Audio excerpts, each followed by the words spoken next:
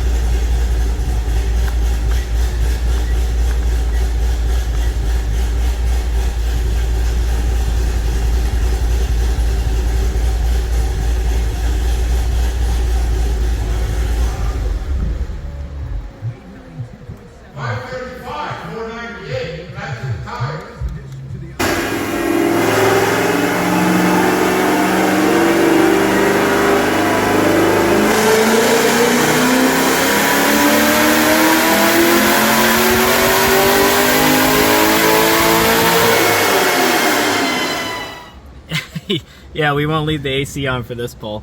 Alright, we got the next revision loaded up, just pulling up the scanner, how to update HP tuners in the scanner, so let's give it a go.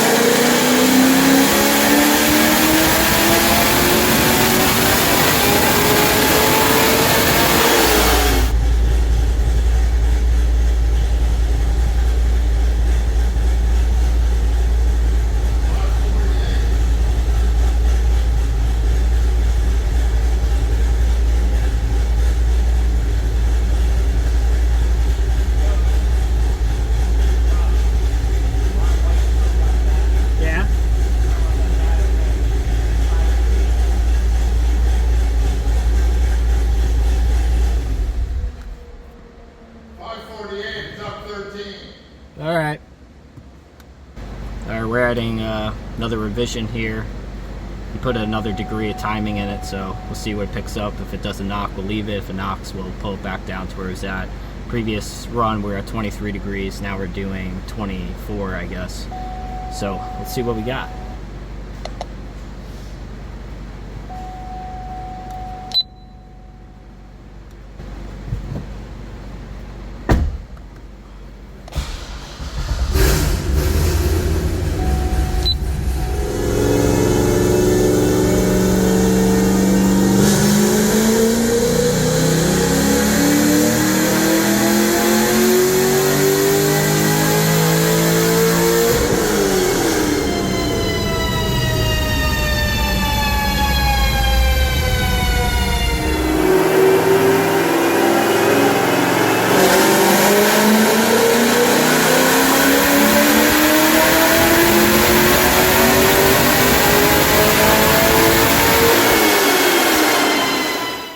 And this was our final run here. We hit a final number of 553 on our horsepower, 516 on the torque. You can see here our dark line is our final run. Everything kind of just smooths out. We hit the 550 mark and we kind of hold it and carry it all the way through, as you can see up in that upper RPM range. So that's good. That's really good power area under the curve there. So pretty happy with these final results here.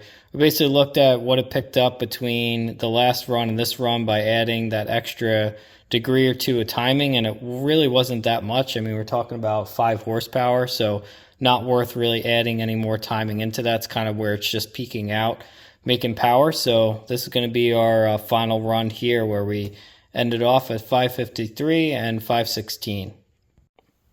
I also want to show you guys the data log. So this is what we're essentially seeing here in HP tuners, what we're going back and forth with the tuner and what we're seeing on the dyno.